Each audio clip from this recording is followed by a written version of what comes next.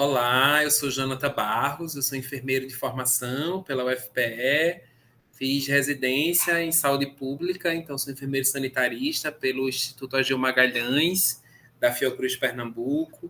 Também fiz um mestrado em saúde pública na mesma instituição e atualmente eu estou no programa de doutorado em saúde pública, né, da Fiocruz Pernambuco, né, e aí estive por alguns anos à frente, né, da política de HIV e prevenção combinada no nível estadual. Estou aqui como colaborador do curso de prescrição da profilaxia pós-exposição PrEP e profilaxia pré-exposição PrEP do HIV. Esse segundo encontro, né, do módulo 1, nós vamos falar, né, sobre o gerenciamento de risco em torno das infecções sexualmente transmissíveis, do HIV/AIDS e hepatites virais. Bom, falar sobre gerenciamento de risco, né, a gente automaticamente vai pensar em possibilidades e caminhos, né?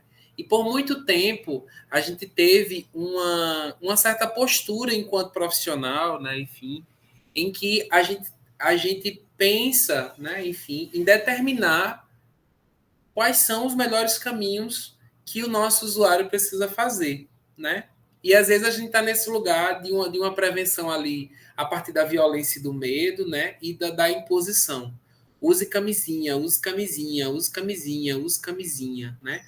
Ou colocar um bocado de foto feia, né, no slide de infecções sexualmente transmissíveis, né? Enfim, e trazer isso como um método de terror e violência, né, e medo, e achar que isso vai dar conta de que as pessoas elas se atentem à necessidade de gerenciamento de risco em torno da sua sexualidade, né, e das possibilidades.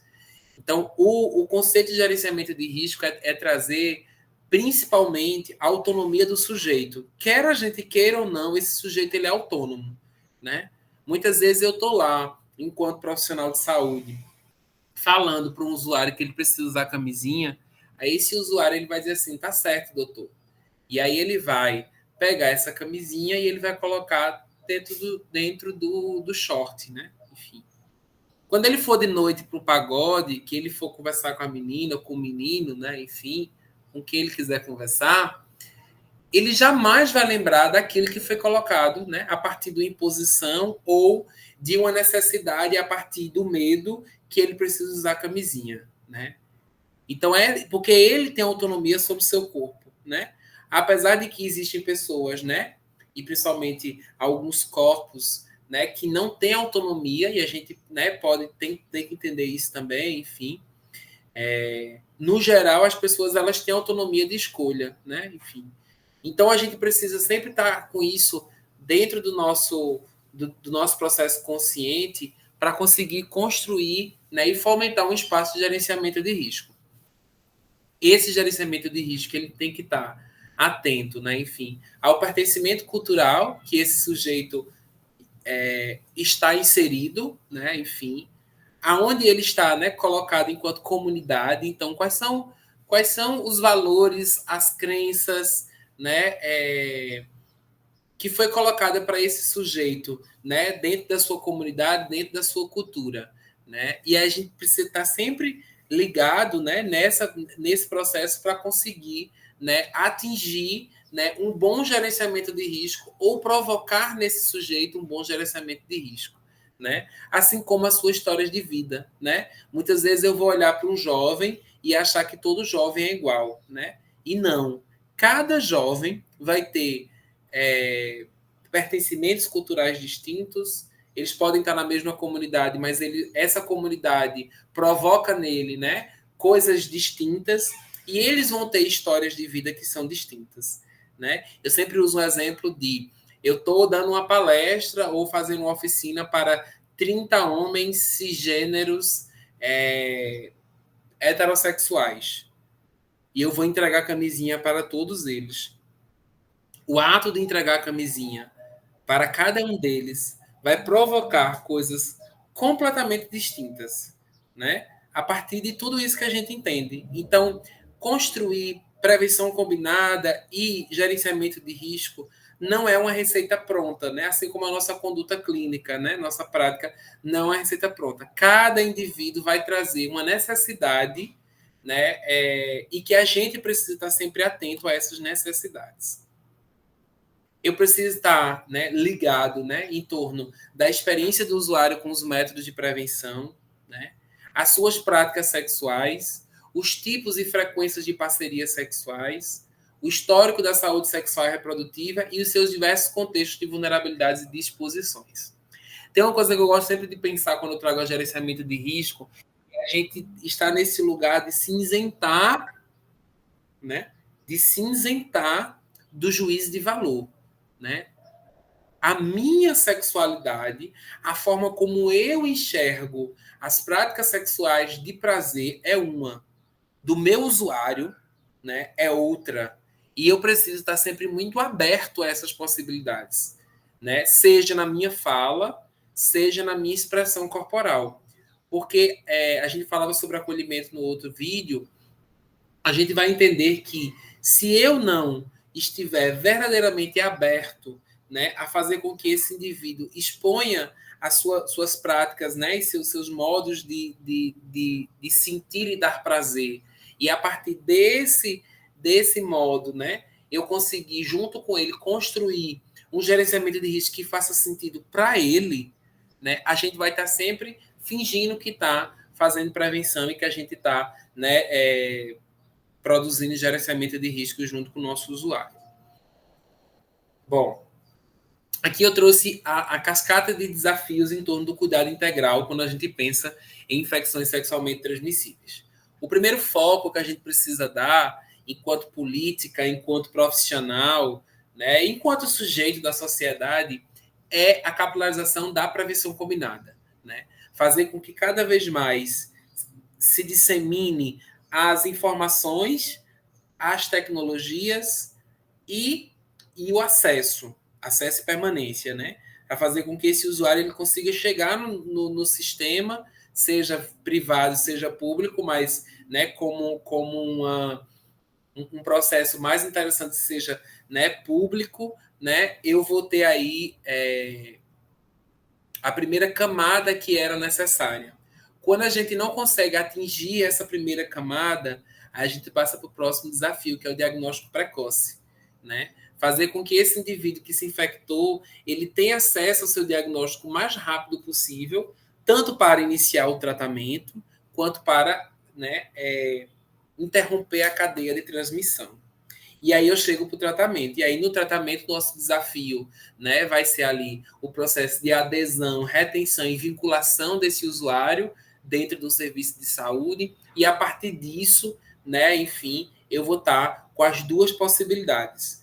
Tanto de supressão viral, no caso do HIV, né, e da hepatite B, quando se cronifica, quanto da cura para as outras infecções sexualmente transmissíveis. Então, o nosso desafio tem sempre que estar nessa cascata, né, de cuidado.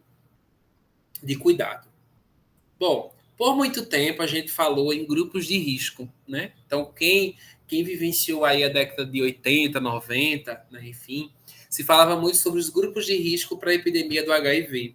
E aí, quando a gente colocava isso, a gente singularizava a responsabilidade, né? Porque a gente colocava de que o indivíduo ele nasceu com esse marcador social, talvez, né, até numa perspectiva divina, né? Porque se falava enquanto câncer gay, né? Enfim, para que ele tivesse com esse marcador, né, de encontro ao vírus do HIV e da AIDS, né? E da sua alta letalidade e morte.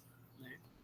A partir do caminho, né, de enfrentamento, e aí que a gente vai, né, trazer muita auto-organização das pessoas soropositivas, né, e o processo da sociedade civil organizada, né, houve muitos tensionamentos e enfrentamentos em torno desse discurso, né, do nível do Estado, né, no nível ministerial, enfim, e aí se passa a falar sobre comportamento de risco. Então não é o gay, mas é o que ele faz, né? E a partir disso eu consigo avançar um pouco nessa corresponsabilização, mas eu ainda coloco ela numa camada somente individual. E aí hoje a gente fala sobre vulnerabilidade, né?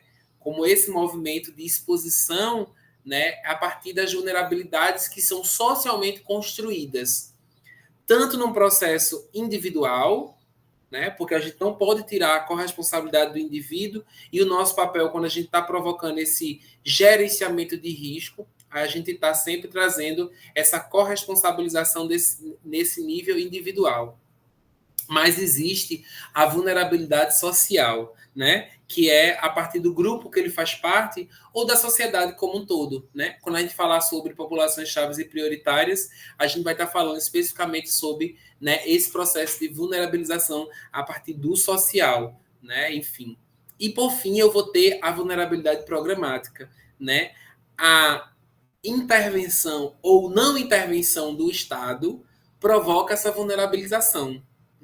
Se eu tenho um território que eu tenho uma política de HIV potente, né, com atores e atrizes envolvidos, articulados, né, numa resposta intersetorial, né, e com financiamento, né, nos diferentes níveis, né, esta população vai ter um nível de vulnerabilidade menor do que um outro território que eu não tenha isso. Né? Então, a vulnerabilidade programática ela está nesse âmbito da resposta ou não resposta, né, do Estado, né, e da sociedade como um todo, né? Pensando o Estado aí como um processo de Estado ampliado.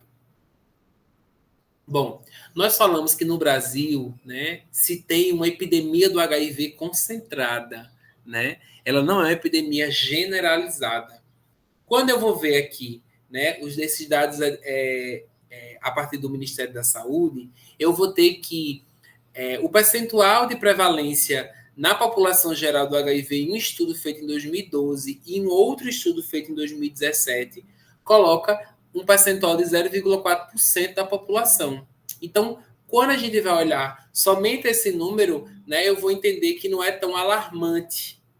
Mas quando eu vou olhar dentro de um processo de alguns bolsões, né, populacionais de vulnerabilização, né, esse percentual ele vai aumentando, né? Então eu vou ter ali, ó, gays e outros HSHs conscritos, né, num estudo de 2007, 1,2, né, de percentual de prevalência. Um outro estudo também nesse mesmo grupo populacional em 2016, né, quase 10 anos depois, né, 1,3%. Um estudo feito em 2009, né, entre uma população aí de 18 a 24 e um outro grupo com 18 mais, né, chegando aí a 12%, né, de prevalência. Um estudo feito em 2016 coloca que mulheres trans e travestis, né, um estudo feito com mulheres trans e travestis nas 12 capitais, né, em 12 capitais do Brasil, um percentual de prevalência de 16,9%, e um outro estudo, né, a gente vai ter 36,7% nessa taxa de prevalência, né? Mulheres trabalhadoras do sexo, 4,9%, né? População usuária de drogas, 5,9%, né? E um outro estudo, população usuária de crack, 5%. Então, a partir desses estudos, a gente traz, né, enfim, que o Brasil ele vivencia uma epidemia concentrada em bolsões de vulnerabilização. Por que a gente não fala em populações vulneráveis? Né? A gente vai trazer o movimento, né, do conceito de vulnerabilizadas, porque essa vulnerabilização era produzida por nós enquanto sociedade, né? Seja no nível micro, seja no nível macro. Né? E a partir da forma como a gente se organiza e é alicerçada nas nossas violências, a gente provoca, né, essa maior possibilidade de infectividade, né, e de transmissão para esses grupos. E aí a gente traz o conceito de populações chaves. As populações chaves são populações que têm um percentual de prevalência maior, né, que o percentual geral da população. Então, a resposta da epidemia ela tem que também estar, né, concentrada nessas populações chaves. Gays e outros homens que fazem sexo com homens, né, pessoas trans, né, trans e travestis, pessoas que usam álcool e outras drogas, pessoas privadas de liberdade e as trabalhadoras e trabalhadores, né, do sexo. Né? Então, são populações em que a gente tem uma taxa de prevalência maior que o 0,4% da população geral. Quando a gente pensa em populações prioritárias, a gente não vai ter necessariamente uma taxa de prevalência cravada nesse lugar exorbitante, mas a gente vai entender que as formas de organização social, né, faz com que essas populações elas possam ter uma possibilidade maior de infectividade, né, e também precisam estar colocadas. A juventude, né, enfim, então os jovens estão nesse lugar aí de uma maior exposição, né, às infecções sexualmente transmissíveis, a população negra, né, que muitas vezes não consegue ter acesso e acolhimento dentro dos serviços, as populações indígenas e as populações em situação de rua.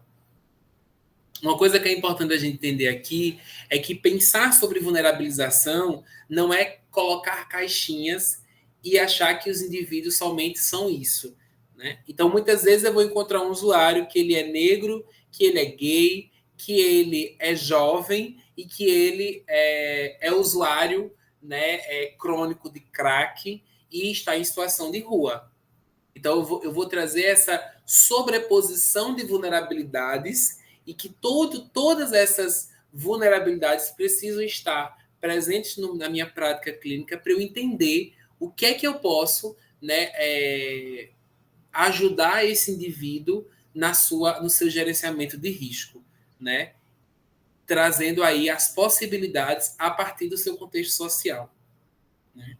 Porque às vezes a gente construir um gerenciamento de risco, né, nos usuários mais circunscritos ali em que as necessidades básicas humanas estão garantidas, é mais fácil, né? Outra coisa é eu provocar, né, fomentar um espaço de gerenciamento de risco, seja pela PEP, seja pela PrEP ou outras tecnologias, né, sabendo que as necessidades básicas humanas desse usuário não estão sendo garantidas enquanto produção social, enquanto sociedade, né, enfim.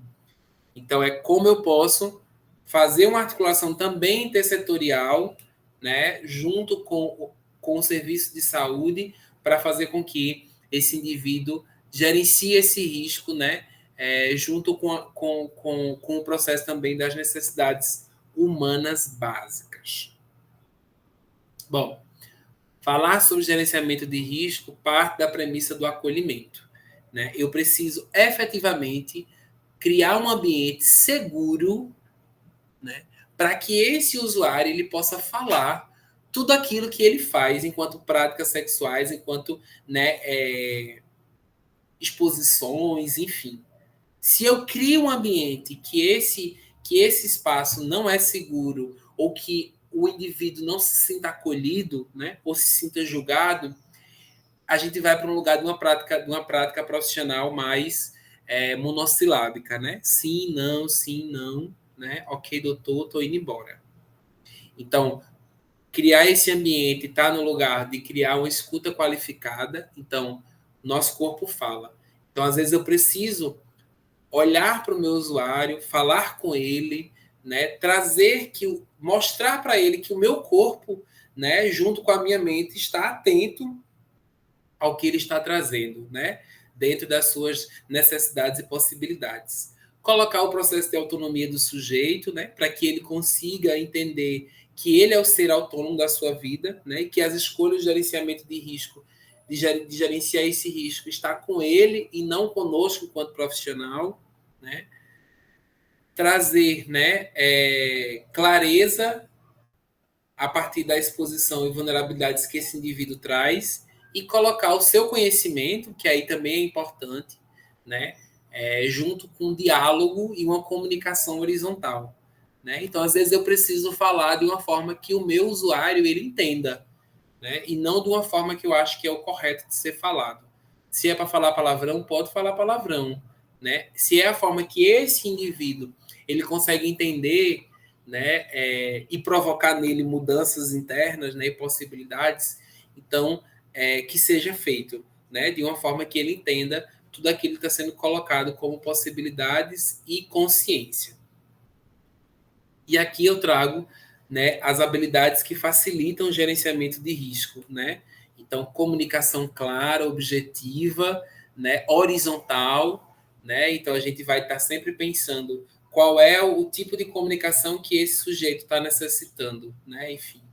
A empatia, né? Trazer esse lugar de se colocar no lugar do outro, trazendo conhecimento técnico e contextual, porque também não adianta eu fazer um gerenciamento de risco onde eu não tenho os conhecimentos prévios necessários sobre as tecnologias, sobre como elas podem ser aplicadas e aonde elas estão sendo ofertadas, né? Sair desse lugar, né? Do valor e correção, então eu preciso, né, me despir desse julgamento, né, e ficar muito atento nesse julgamento com o nosso corpo, sabe? Porque muitas vezes nossa boca não fala, mas o nosso olhar, a nossa respiração, né, a nossa postura, ela acaba falando, né? Entender, né, os aspectos estruturais e a capacidade sobre esses, né? Então também entender quais são essas necessidades básicas sociais que estão postas ali ao redor desse sujeito e como eu posso intervir ou provocar mudança, né? Tem coisas que a gente não consegue, tá tudo bem, mas é preciso estar atento também a essas coisas. Acolhimento das especificidades de cada indivíduo, né? A gente já comentou sobre isso e a capacidade de foco e pragmatismo. Por mais que esse usuário ele traga, né, a necessidade de um tempo maior ou devaneios, né, enfim, a gente acolhe esse conhecimento, essa vivência, mas também entender que o profissional somos nós. Então, naquele momento, é necessário que a gente também vá, né, conduzindo, né, esse gerenciamento, né, e esse acolhimento para um lugar que a gente entende que é necessário, né? Enfim. E auxiliar sempre as pessoas para realizarem o seu próprio gerenciamento de risco, né? Trazer esse movimento de que eu não gerencio o risco de ninguém, né? Eu estou aqui para ajudar esse indivíduo a gerenciar o seu próprio risco, porque a autonomia é dele, né? Salvo os casos em que a gente tem um cerceamento dessa autonomia, né? Por exemplo, às vezes eu tenho mulheres heterossexuais que são casadas com homens que não transam com camisinha de jeito nenhum, né? Então você vai entender que esta mulher não tem autonomia 100% do gerenciamento do seu risco, né? Então a gente vai tentar, né, linkar e trazer outros profissionais, né, junto com uma provocação em torno da necessidade dela de empoderamento, para que ela possa encontrar, junto com a rede, né, possibilidades em que essa autonomia dela, enquanto ser, seja respeitada. É isso, gratidão a todos e todas.